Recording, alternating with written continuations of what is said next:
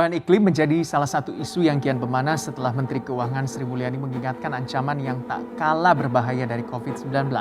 Isu tersebut juga semakin panas terutama setelah Presiden Amerika Serikat Joe Biden tentunya menilai Indonesia termasuk paling rawan menjadi korban perubahan iklim. Sehingga Jakarta bakal kehilangan mahkotanya sebagai ibu kota. Kita ulas. Halo netizen, kembali lagi di segmen politik. Kali ini kita akan bahas lebih banyak nih ya tentang edisi yang spesial dan berbeda daripada sebelumnya, yaitu tentang lingkungan, krisis iklim dan sebagainya. Dan kebetulan sudah dibersamai oleh narasumber kita yang luar biasa. Say hi dulu ke audiens Hello Nine. Halo netizen. Oke, Mas Kholik ya, Mas Iya. Kholik, Direktur Walhi Jogja. Iya. Nah, kita akan bicara ngobrol banyak tentang isu yang anak muda banget nih ya Mas ya. Artinya kan lingkungan itu harus jadi kesadaran pemuda juga karena dampaknya akan jangka panjang ya Mas ya. Iya. Sepakat. Nah teman-teman, audiens semua, netizen yang kita sayangi ya, bahas tentang lingkungan tentu nggak jauh-jauh dari krisis iklim yang sekarang mengancam ya. Apalagi salah satu indikatornya tuh kenaikan hampir mencapai 3 derajat Celcius secara global, dan Indonesia sebagai negara agraris dan juga negara maritim, kelautan ya, pasti sangat terdampak ya Mas ya. Iya. Karena ada ancaman kenaikan laut, air laut maksudnya. Kemudian bencana-bencana hidro lah kayak yang kita alami sekarang. Kalau hujan deras banget terus nggak tahu kapan ininya jadi nggak jelas. Longsor, banjir itu dampaknya ya. Sangat. Berarti hujan-hujan yang kadang waktunya semakin nggak jelas ini juga dampak ini ya Mas, krisis iklim. Ya, kami yakini itu karena ngobrol iklim itu kan tidak bisa dibatasi administrasi, batasi negara. Artinya semua saling berkaitan gitu ya. Interdependen juga. Nah, teman-teman semua, dan tentu kalau kita bicara soal iklim tadi ya nggak jauh-jauh sama keseharian kita, dan juga banyak nih, ada beberapa dampak maupun faktor yang memengaruhi di negara kita ya. Kalau kita sering dengar misalnya, apakah pembangunan A, pembangunan B berpengaruh nggak sih terhadap yang ini? Termasuk kalau salah satu topik yang sering kita dengar nih, misalnya ibu kota kita, Jakarta sekarang ini udah parah nih dampak dari kenaikan krisis iklimnya tuh udah sampai mengalami penurunan tanah sekaligus kenaikan permukaan air laut, terancam tenggelam di beberapa tahun mendatang. Dengan memohon ridho Allah Subhanahu wa Ta'ala, dengan ini saya mohon izin untuk memindahkan ibu kota negara kita ke Pulau Kalimantan. Nah, salah satu solusinya dengan pemindahan ibu kota Nusantara, ibu kota negara baru. Nah, apakah ini menjadi solusinya? Nah, kita akan bedah lebih lanjut ya bersama Mas Kholik dalam sesi pembahasan. So, teman-teman netizen semua, tonton sampai akhir ya, tonton selengkapnya cuma di segmen politik Hello Nine Channel. Oke ya, nonton semuanya.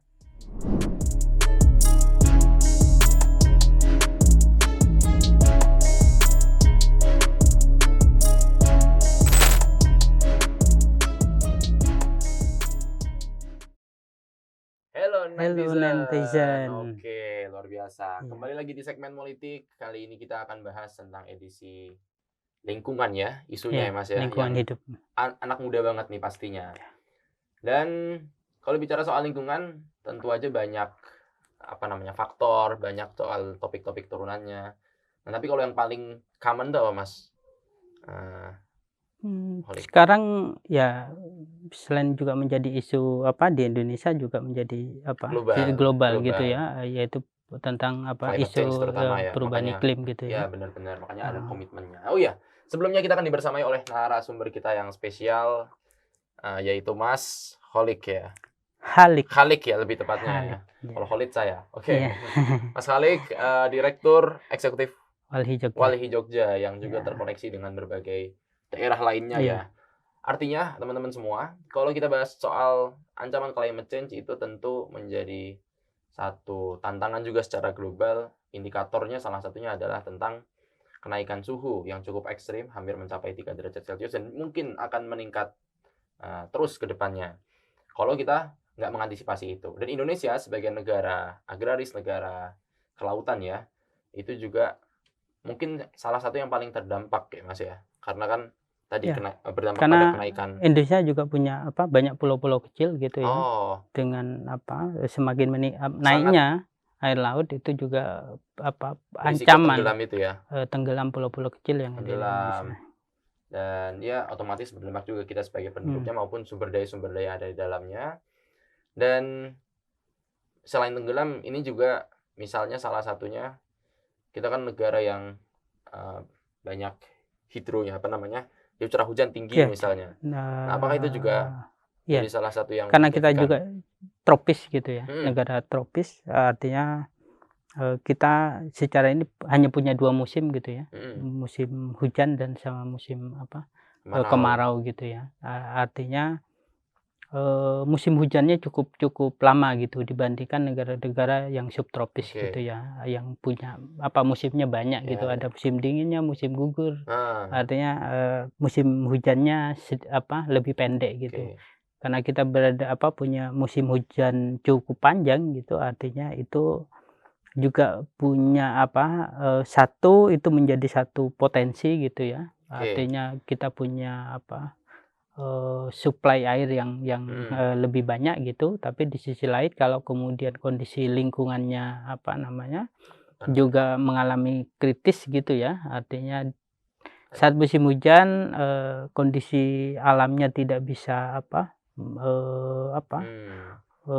menampung gitu ya air hujannya, artinya rata-rata akan berdampak jadi bencana, longsor, banjir dan lain-lain. Dan climate change juga kan ini menimbulkan instabilitas, kekeringan juga bisa jadi tambah. Nah, ini menarik, jadi ada tentang faktor deforestasi juga yang salah satunya faktor paling besarnya tentu saja juga dari pembangunan yang tidak terkontrol dan juga ya mungkin tanpa memperhitungkan aspek-aspek ekologis tadi.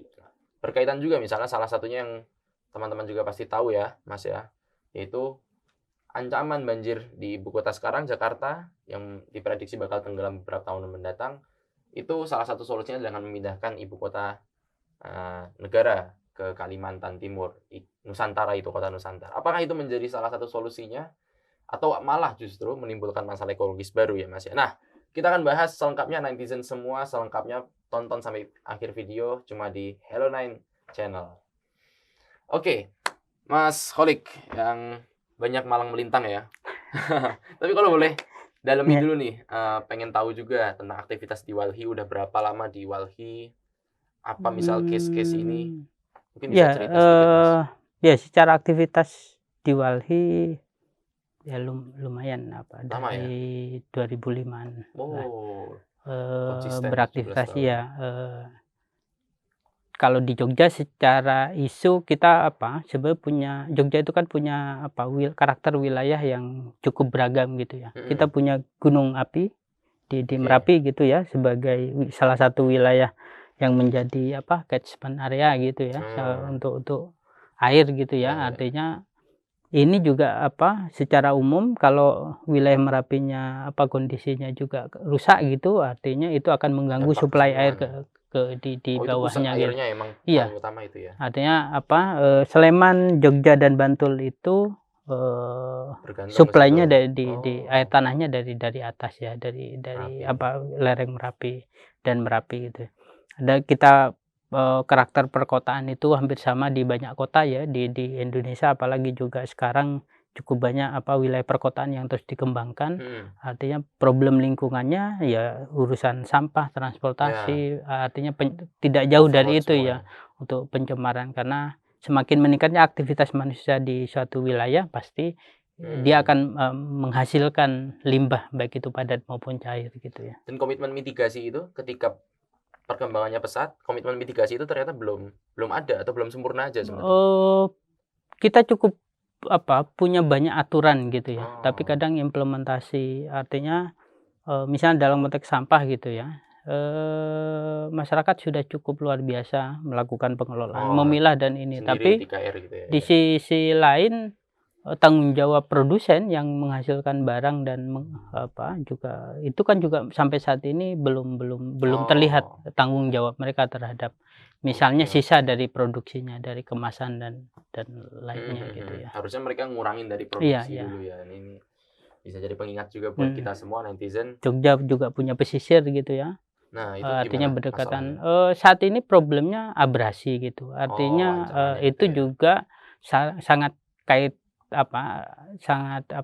erat kaitannya dengan misalnya isu perubahan iklim gitu ya.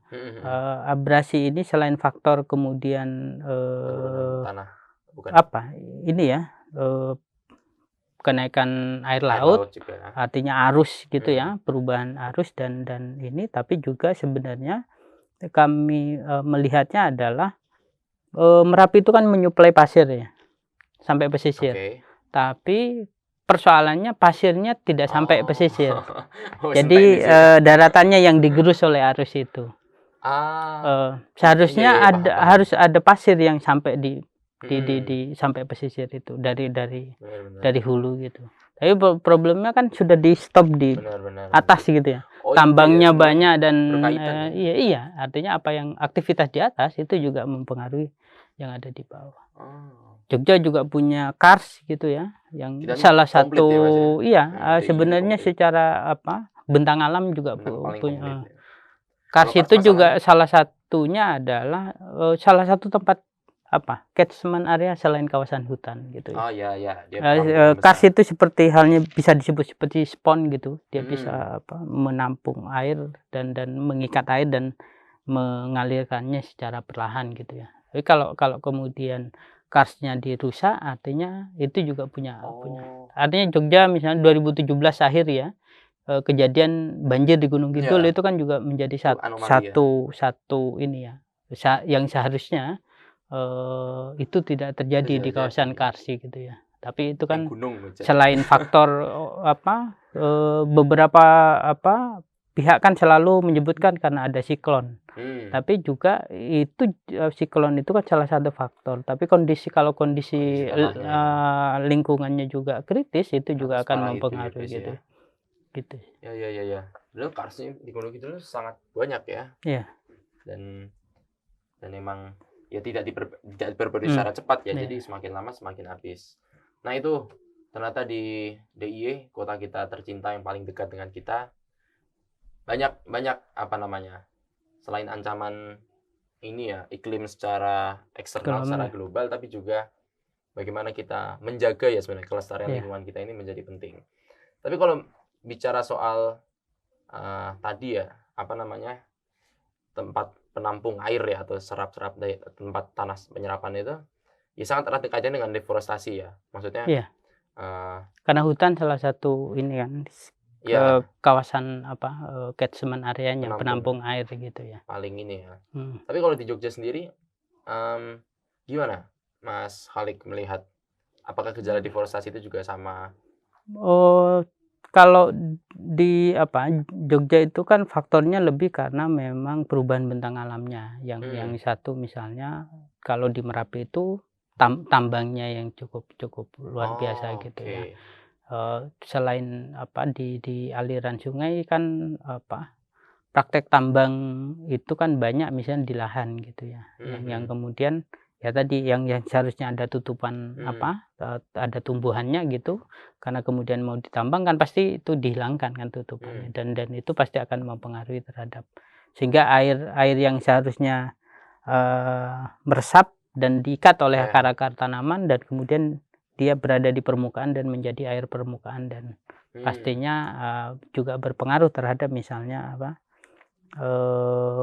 banjir dan kemudian beberapa mata air juga kemudian debitnya menurun dan bahkan kering gitu ya. Seperti itu ya. Iya. Tapi si penambang ini nggak punya kewajiban entah aturan atau apa, selama ini belum ada. Di beberapa titik karena dia prakteknya ilegal kan juga agak susah. Bisa ilegal? Banyak faktor ya, karena memang kemudian pasir ini kan kalau secara kelihatan memang murah, tapi sebenarnya itu sirkulasi uangnya kan cukup luar biasa gitu ya.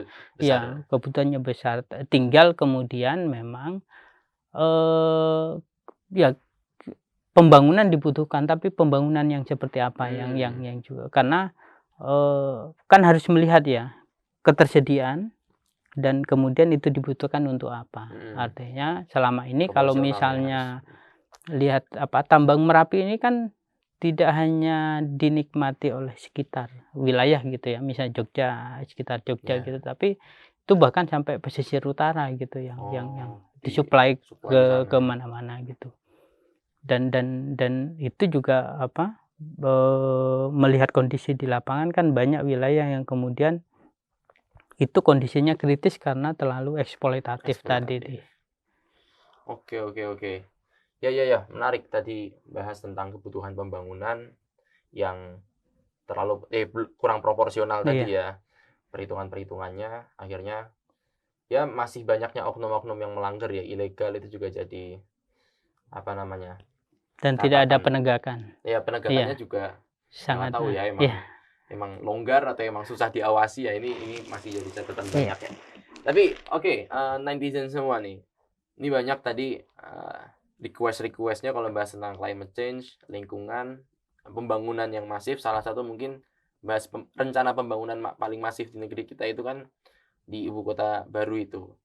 Dan sudah disahkan UU-nya dan mungkin akan berjalan beberapa tahun ke depan. Mungkin akan dikejar juga karena menjelang akhir periodenya. Tapi kalau dari Walhi juga salah satu yang melakukan JR kemarin konsisten mengedukasi publik tentang dampak-dampak ekologisnya. Menurut Mas Khalik gimana? Secara umum, apakah pembangunan itu bisa dikatakan emang fully eksploitatif atau dalam sisi-sisi apa? Ya, memindahkan ibu kota itu kan pasti akan membutuhkan luasan yang luar biasa gitu ya.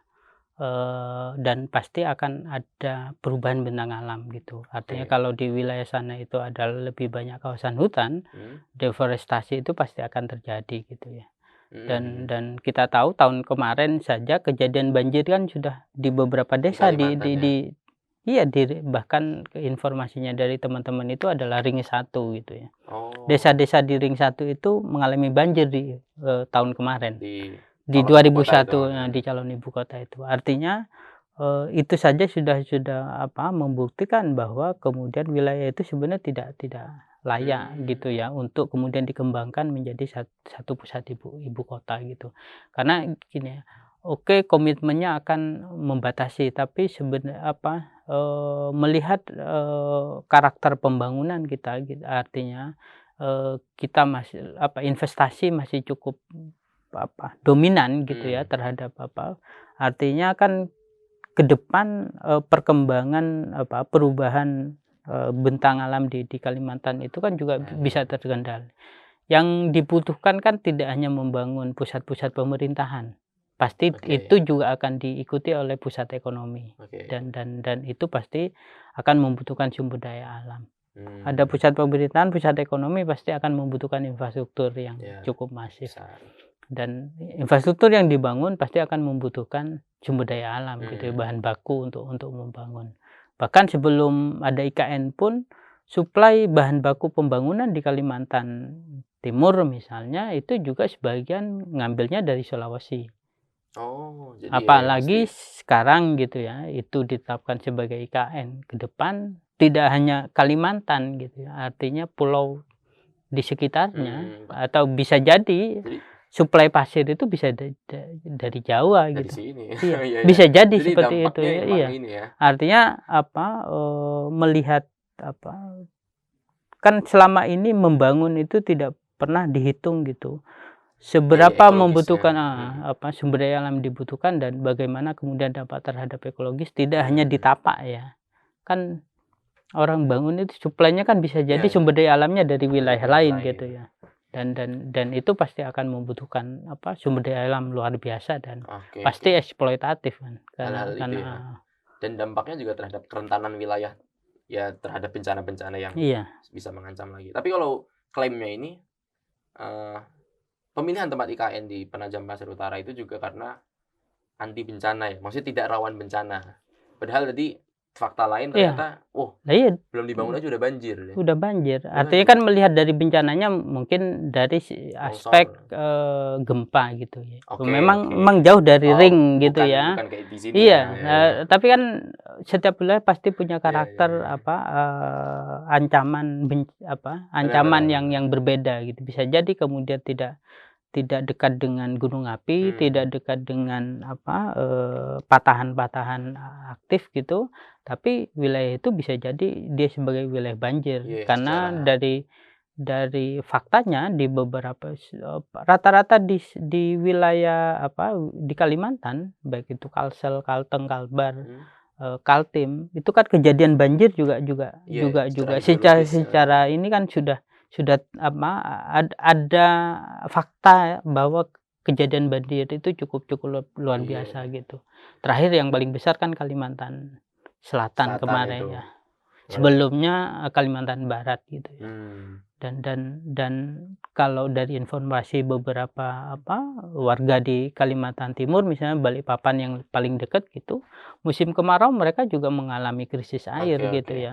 Artinya bagaimana kemudian kalau tidak hanya ngobrol IKN-nya, tapi sekitarnya kalau kemudian pertumbuhan ekonomi, pertumbuhan penduduknya semakin meningkat di sana, dari mana sebenarnya supply juga kebutuhan airnya? Karena belum berkembang aja krisis air juga terjadi di musim tertentu gitu ya. Iya pasti itu banyak ya. Iya. Tapi kemarin tertarik juga dengan wacananya ada mengembangkan IKN ini sebagai green city. Artinya tidak benar-benar membabat habis. Kemudian klaimnya juga ini hutan yang digunakan, yang dibabat adalah hutan produksi. Meskipun hutan produksi tetap pohon ya. Artinya kan tetap berdampak banyak ya. Nah, menanggapi itu apakah kita optimis dengan green city yang akan jadi wacana itu? Data yang disampaikan oleh pemerintah sendiri, misalnya dari KLHK, ada 29.000 lubang tambang di lokasi IKN itu. Artinya ada persoalan lingkungan yang belum selesai di sana. Lubang tambang itu kan seharusnya normatifnya tambang itu pasca tambang kan harus direklamasi. Tapi persoalannya sampai saat ini ada 29.000 lubang tambang. 29.000? Iya. Nah itu KLHK sendiri yang menyampaikan bahwa, dan bahkan menyebutkan juga rencana suplai air bersihnya dari air lubang-lubang tambang. Padahal secara kualitas itu kan sangat asam ya. Dan itu tidak bagus dalam konteks kesehatan.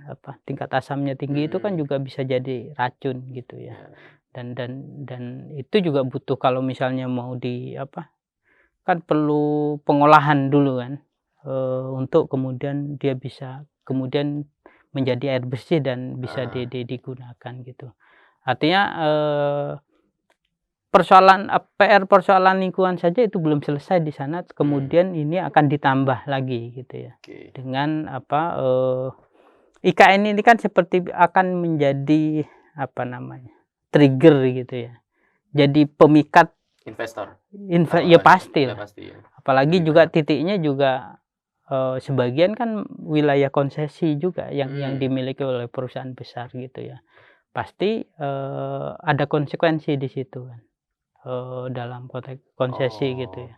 Artinya lahan yang ditempati saat ini kan sebenarnya bukan lahan kosong, bukan lahan free gitu. Secara lokasi dia sudah wilayah konsesi gitu, dimiliki oleh perusahaan, dan PR lingkungannya kan cukup luar biasa itu. Tadi 29.000 lubang tambang itu kan. Jadi itu kalau mau dibangun gimana, Mas? Nah, itu persoalannya kan kemudian siapa yang akan menyelesaikan persoalan lingkungan, artinya memulihkan itu ya. Karena seharusnya Indonesia saat kalau kami melihatnya tahapannya dalam kita berada di posisi harus memulihkan lingkungan.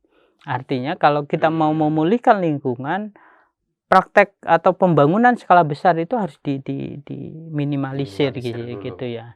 Artinya harus ada proses melakukan evaluasi, harus ada perbaikan atau pemulihan gitu ya.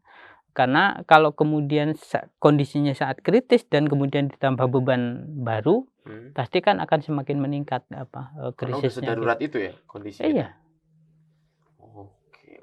Tidak hanya Kalimantan ya, banyak wilayah gitu ya. Atau bahkan Kalimantan yang tidak semasif di Jawa mungkin aja udah separah itu. Segitu. Mungkin beberapa titik di Sumatera yang jadi lahan tambang, kelapa sawit dan sebagainya juga mengalami hal serupa. Ternyata tadi potret IKN dan berbagai tantangan, berbagai catatan hitamnya ya tadi ya. Berkorelasi dengan banyak faktor, termasuk ya PR tambang yang ternyata dari lama belum selesai sampai sekarang. Tapi kalau bicara soal tambang nih ya, ada tadi ya pencemaran air, menimbulkan kekurangan air di beberapa daerah sekitarnya juga. Tapi apakah logikanya bisa pakai gini, Mas?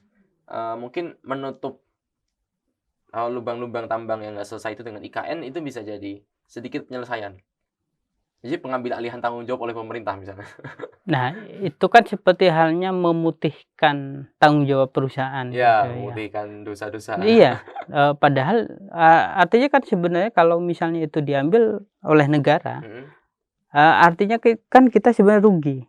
Negara, artinya negara, kalau kemudian negara rugi, artinya itu juga menjadi kerugian bangsa kita gitu ya. Karena seharusnya persoalan lingkungan itu harus diselesaikan oleh mereka yang siapa yang kemudian melakukan eksploitasi itu. Ya, kalau itu perusahaan yang menambang, kan seharusnya perusahaan itu yang harus melakukan reklamasi dan yang lain. Ganti rugi dan sebagainya. Kalau kemudian itu diambil oleh negara, perusahaannya untung, kita yang rugi. Oh iya. Pakai uang pajaknya kita gitu ya. BPN kita. Apalagi konsep IKN-nya kan kemudian bagaimana kemudian itu seperti bahasanya harus ada kontribusi dari rakyat Indonesia gitu ya. Urunan bayar pajak dan segala macam. Rakyat belum tentu mau pindah ke sana. Oke. Iya benar menarik. Dan memang lagi-lagi ya tadi ini kebijakan ini tetap bakal dikejar ya, melihat beberapa manuver dari Bapak Presiden akan dikejar, dan lagi-lagi memang pola pembangunnya senternya itu investor ya, need, investor based. Jadi ya frame-nya memang kita akan melihat itu sebagai satu kemajuan secara ilusi ya. Jangan-jangan kayak gitu. Tapi ya banyak faktor yang harus kita waspadai juga dari segi ekologisnya, dari segi dampaknya. Kan kemarin Pak Ridwan Kamil juga bilang jangan sampai ini jadi pembangunan terus sepi gitu doang ya, kayak beberapa contoh lainnya. Tapi kalau dari segi masih ekologis ya, Kalimantan tadi ya ada banyak hutan, rawa-rawa dan sebagainya. Sebenarnya emang riset kecocokannya tuh emang udah paling cocok di sana atau gimana? Kalau Mas Khalik dari Walhi melihat itu? Memindahkan ibu kota itu kan walaupun pemerintah selalu menggunakan dasar banyak negara yang kemudian memindahkan ibu kota gitu ya. Selalu. Tapi kan apakah itu jawaban memindahkan ibu kota gitu ya? Artinya saat kemudian ibu kota pindah, apakah persoalan di ibu kota yang lama itu persoalan lingkungan itu selesai enggak? Nah, ini menarik. Iya kan? Artinya apakah kemudian ingin mereplikasi kerusakan lingkungan yang sama gitu ya? Karena tadi memindahkan ibu kota, pusat pemerintahan itu kan pasti akan diikuti oleh perpindahan ekonomi semuanya gitu. Dan pasti kebutuhan sumber daya alam akan air dan ininya. Ya, fakta di Jakarta itu kan perkembangan Jakarta itu kan kemudian juga menggusur warga di sana gitu. Keluar dan hanya dikuasai oleh investasi besar gitu ya. Ya sama ke depan bisa akan berpotensi besar terjadi di Kalimantan gitu. Artinya masyarakat adat atau masyarakat yang ada di sana bisa jadi mereka akan tergusur gitu ya. Pasti. Karena misalnya gini, pusat pemerintahan yang berkembang cukup besar itu misalnya kayak Jakarta. Dari sisi pajak saja kan hanya orang tertentu yang mampu bayar pajak di Jakarta ya. Karena nilainya cukup luar biasa gitu. Itu bisa nanti ke depan akan bisa terjadi di sana. Artinya kemampuan warga di sana itu kan kemudian punya keterbatasan gitu ya. Ada perubahan Dalam jangka panjangnya ya. Artinya kalau melihat di awal mungkin belum kelihatan, tapi jangka panjang itu kan pasti akan kebutuhan infrastruktur, jalan dan itu pasti membutuhkan sumber daya alam atau bahan baku yang luar biasa gitu ya. Dan pasti akan karena bahan baku untuk pembangunan itu kan pasti eksploitatif gitu ya. Dan pasti itu akan merusak lingkungan, tidak hanya di IKN-nya tapi bisa tidak hanya di Kalimantan gitu ya. Itu bisa di pulau-pulau yang lain yang kemudian secara praktek kalau misalnya ada informasi teman-teman sampai saat beberapa pembangunan misalnya di Balikpapan itu juga suplai bahan bakunya dari Sulawesi gitu. Sulteng, Sulbar, Sulawesi Selatan gitu ya. Tapi tadi menarik tentang jangan-jangan ini juga sama aja masalah di ibu kota lama dan juga mereplikasi masalah. Jakarta bakal tetap tenggelam dong, Bang Khalik. Ya, apalagi kan seharusnya kalau ada pusat pemerintahan seharusnya bisa terselesaikan secara logika bahwa di situ ada pusat pemerintah pusat gitu yang seharusnya bisa incas langsung bisa ini gitu. Langsung. Tapi kalau semakin jauh nggak semakin diperhatikan karena pasti akan fokus membangun ibu kota barunya gitu. Sedangkan pusat ekonomi pun dipindah tidak semudah itu ya. Bahkan Jakarta mungkin tetap akan jadi New York ya bahasanya. Ya, biasanya akan jadi pusat ekonomi juga gitu. Karena infrastrukturnya kan sudah jadi di sana. Jadi gitu. Ini menarik dan jangan sampai ini jadi replikasi masalah aja. Iya. Kami secara prediksi ini hanya memindahkan mereplikasi ya seperti halnya Jawa ya. Pantura itu kan seperti apa sekarang bangun di selatan. Tinggal sama mereplikasi persoalan di utara itu akan ke selatan ke depan dalam konteks krisis lingkungan itu pasti akan terjadi gitu ya. Oke. Tapi tadi saya disinggung Mas Khalik tentang masyarakat adat ya. Apakah tadi konteksnya dalam pembangunan, apakah pelibatan masyarakat adat terhadap kemajuan itu efektif dalam menjawab persoalan dampak yang mereka hadapi? Atau dalam banyak kasus gimana, Mas? Apakah mereka masyarakat adat itu tetap sulit? Ya, mereka kan punya ini ya, budaya yang berbeda-beda. Setiap wilayah pasti punya karakter gitu ya. Karakter kehidupannya kan. Kalau kemudian dia didorong menjadi bahasanya masyarakat perkotaan, apakah semudah itu ya, walaupun itu adalah sebuah pilihan gitu. Tapi secara biasanya kalau mereka kemudian tetap berpegang teguh terhadap budaya atau adat yang mereka miliki, aturan-aturan ada yang mereka kan pasti punya batasan gitu ya. Batasan dalam konteks kehidupan, perkembangan, karena mereka lebih banyak hidupnya secara komunal gitu ya. Dan kita tahu karakter perkotaan di mana-mana kan lebih banyak individu gitu ya. Dan itu pasti akan terus menggerus ya budaya-budaya komunal itu yang kemudian ke depan bisa jadi tergerus oleh karakter perkotaan gitu ya. Banyak biaya sosial yang ini ya kan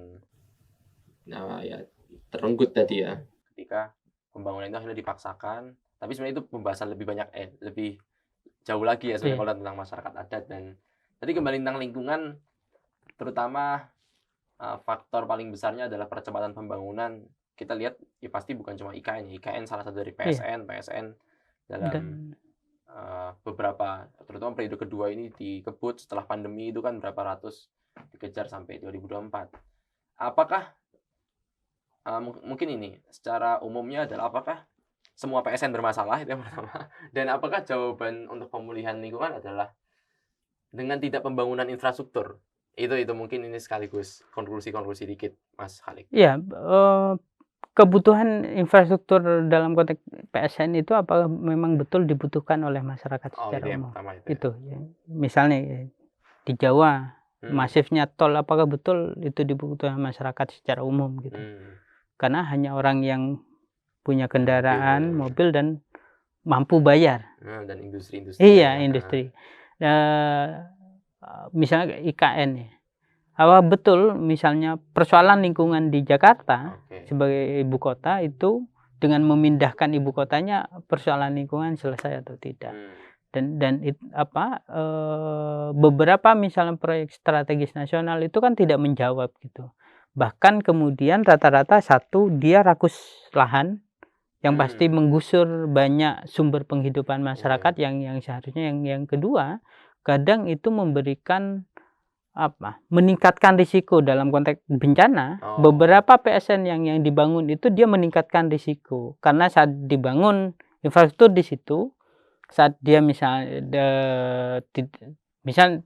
Jogja gitu ya, pesisir selatan itu kan dia kawasan rawan bencana gempa dan tsunami gitu. Tapi kalau wilayahnya berkembang di selatan, itu kan pasti akan meningkatkan risiko yang perkembangan di situ. Artinya risiko bencana tsunami semakin meningkat karena ada semakin aktivitas manusia di wilayah tersebut. Ya sama kalau karakternya di Kalimantan itu secara kebencanaan itu adalah kawasan banjir, artinya kan ada persoalan kawasan yang kemudian seharusnya dia menjadi kawasan lindung untuk catchment areanya gitu ya. Kan banjir itu kan karena airnya lebih banyak di permukaan gitu. Dia tidak meresap dan tidak terikat oleh satu kawasan hutan gitu ya. Artinya kan karena ada perubahan bentang alam gitu. Hutan alamnya berubah jadi hutan produksi dan itu lebih banyak dikuasai menjadi kawasan konsesi tambang yang kemudian itu pasti terbuka gitu kan. Dan artinya tutupan lahannya semakin berkurang dan pasti akan berdampak terhadap tadi.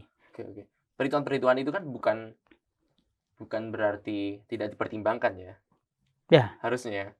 Artinya itu semua udah diketahui, risiko diperhitungkan dan ya sebenarnya peran-peran masyarakat sipil salah satunya Walhi kan juga untuk mengingatkan itu ya. Tapi ya ini sekaligus menjadi satu pencerahan bagi kita ya dalam menyuarakan isu lingkungan sementara ada tuntutan pembangunan. Nah, idealnya pembangunan seperti apa yang kita wujudkan untuk mengurangi risiko-risiko kerentanan. Satu bagi kami dalam konteks pembangunan itu harus tidak terpusat gitu ya. Dia harus misalnya baik itu dalam konteks energi atau infrastruktur yang misalnya energi kita kan masih terpusat gitu ya di PLTU. Padahal setiap daerah punya potensi yang berbeda-beda. Ada dia misalnya di kawasan yang punya kawasan gunung api punya sumber air dan pasti ada bukan panas hidrom gitu ya. Artinya semakin dia tidak terpusat artinya perawatannya kan juga semakin kecil gitu ya. Tapi kan karena kita masih dikuasai dalam konteks dia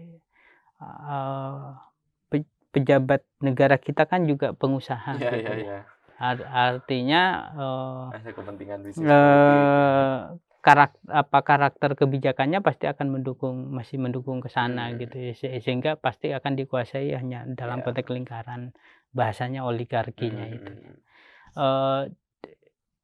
Yang kedua dalam konteks pembangunan itu ini kan apakah ini memang yang dibutuhkan atau hanya nafsu politik bahasanya ya. Ini karena misalnya bahwa dalam pemerintahanku harus ada satu catatan, ada perubahan yang berbeda dengan pemerintahan sebelumnya gitu ya.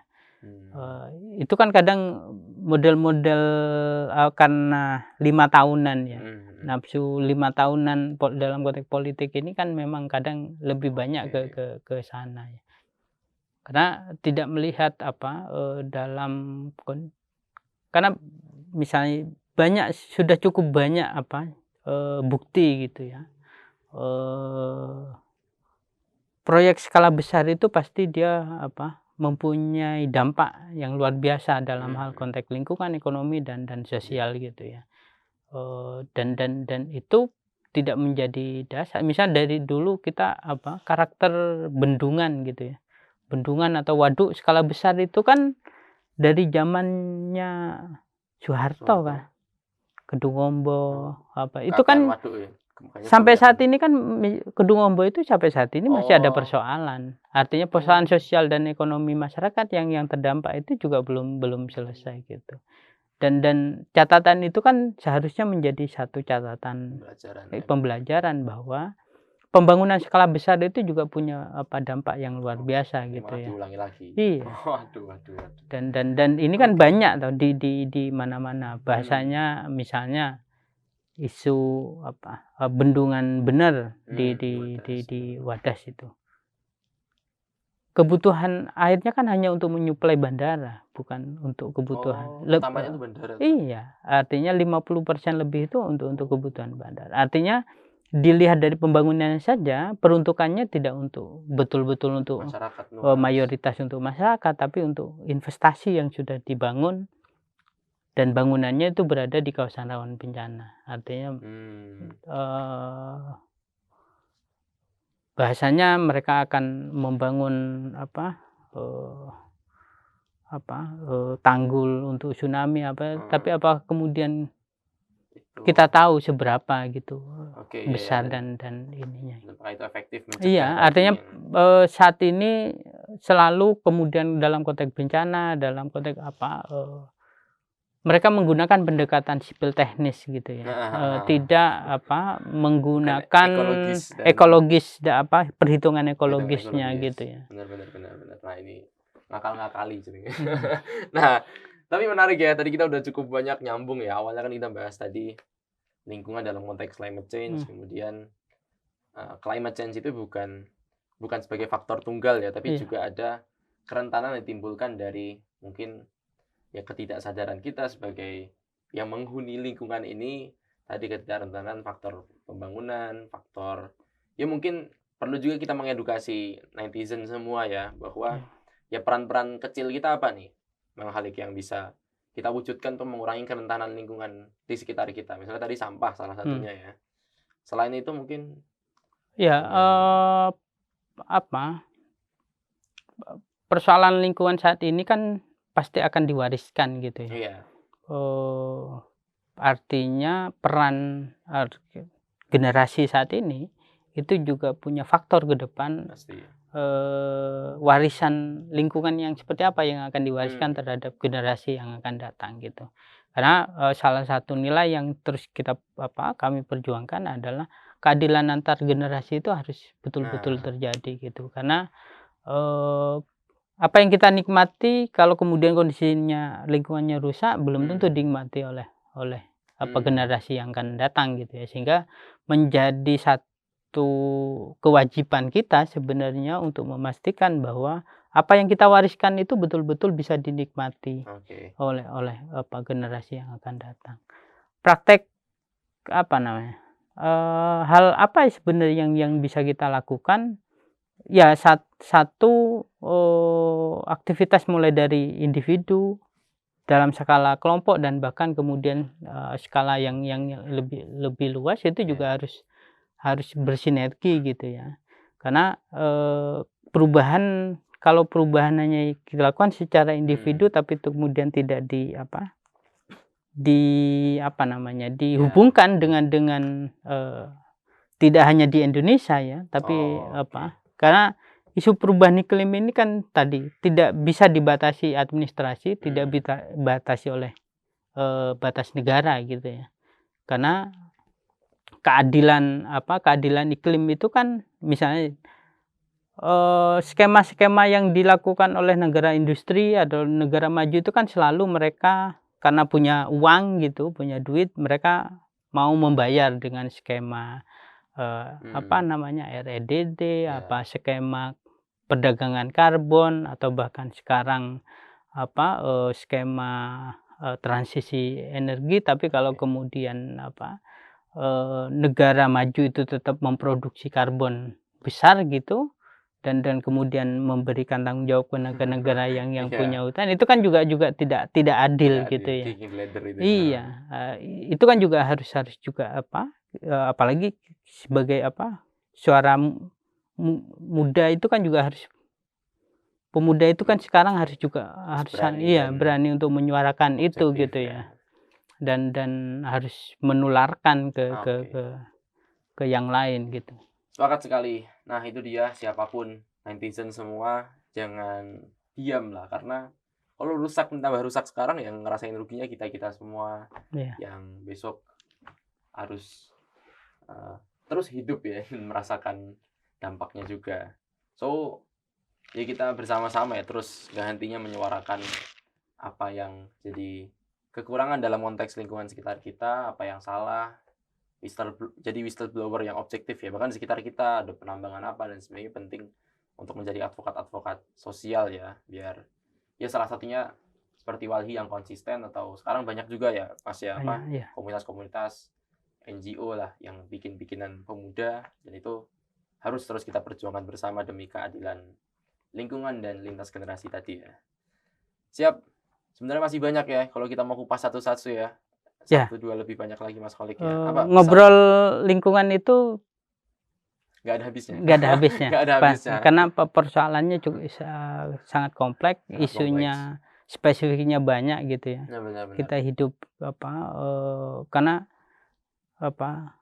kota dan desa itu pasti harus terhubung gitu ya. Ada tuntutan itu dan itu juga harus saling rimbang antara kos lingkungannya juga.